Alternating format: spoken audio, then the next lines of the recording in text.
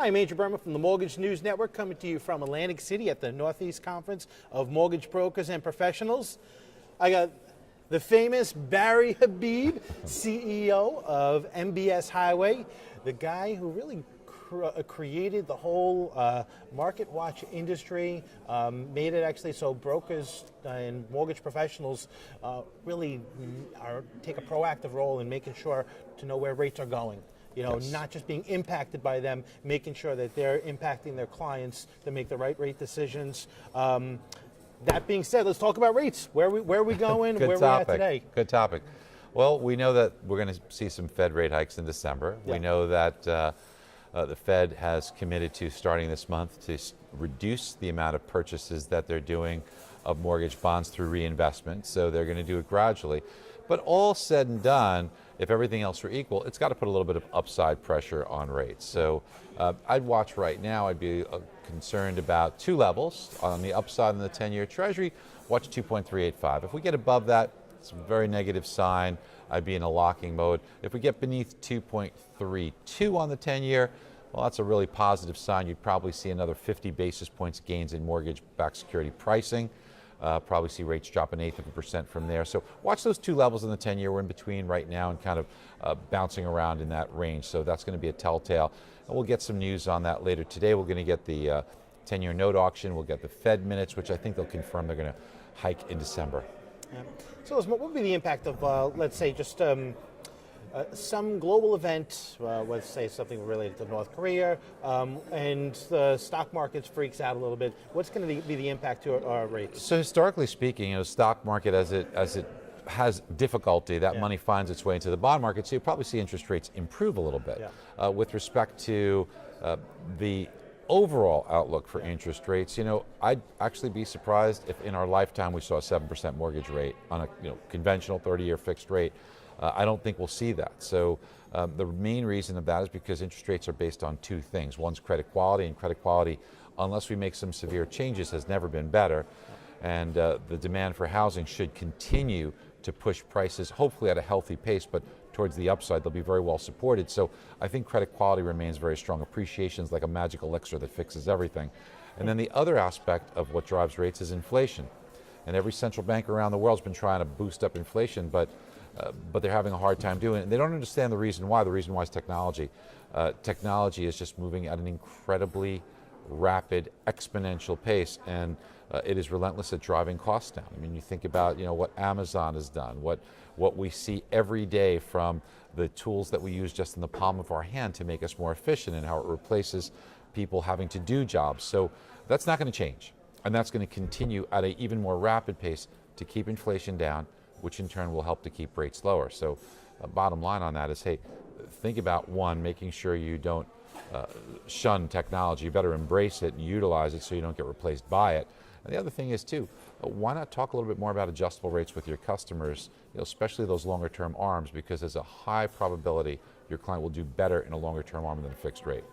Interesting. If rates are going to go up, if they're going to go up to not 7, but at some point if they do go up, we need to be able to change the conversation and being a rate-focused conversation, which, well, it seems a lot of it's today. Well, rates will definitely fluctuate and definitely have the propensity to move higher. And as I said, with the Fed buying less, you'll be in a position where you'll see everything created equal. Rates might drift a little bit higher because the Fed's buying less, but they're not going to get to 7% or so 6%.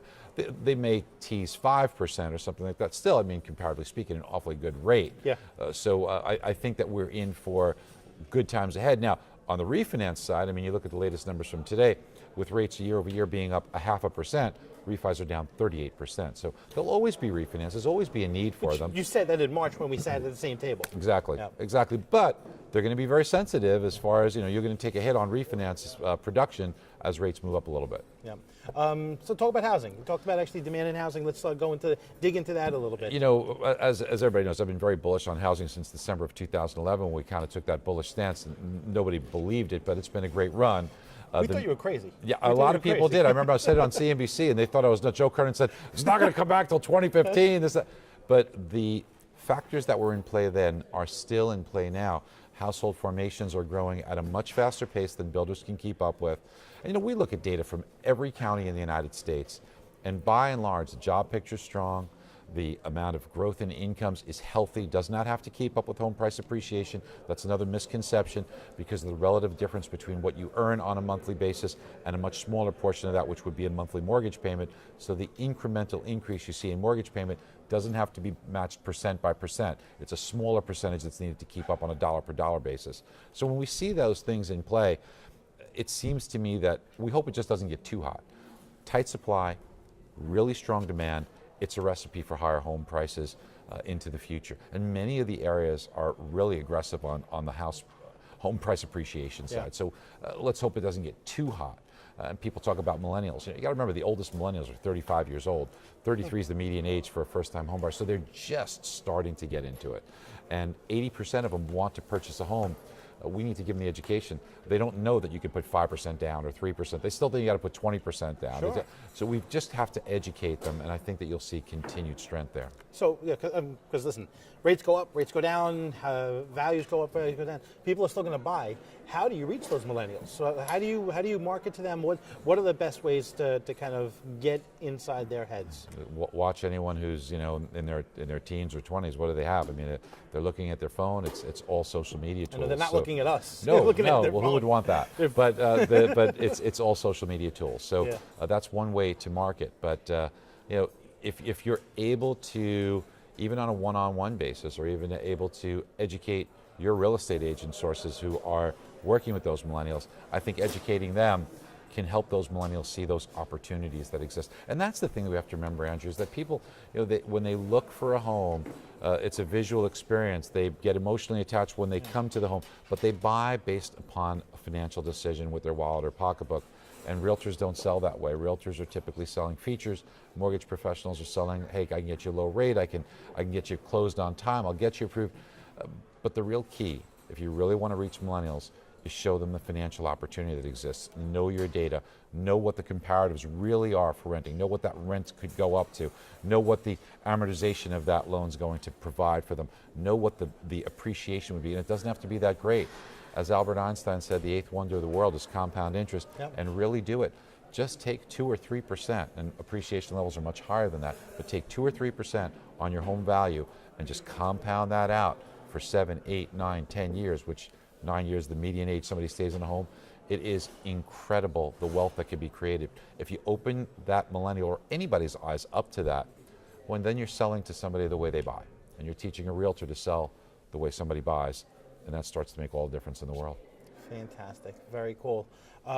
Someone wants to get a hold of you. Someone actually wants to, listen, they want to connect to the service that won the Zillow's Crystal Ball. Yeah, we're very award. proud of that. We did win that award. Yeah, I was named the most accurate real estate forecaster. I mean, I give a lot of that credit back to the mortgage professionals and real estate agents that I'm honored and given the opportunity to speak in front of all over the country, so it gives me a hand on the pulse. But you can email me, barry@barryhabib.com or mbshighway.com.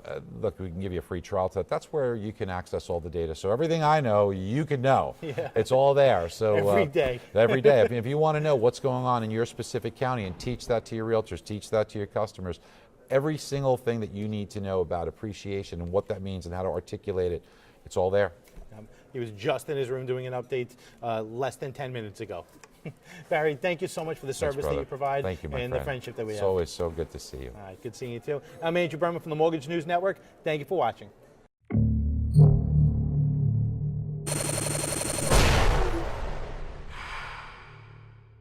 This is Mortgage News Network.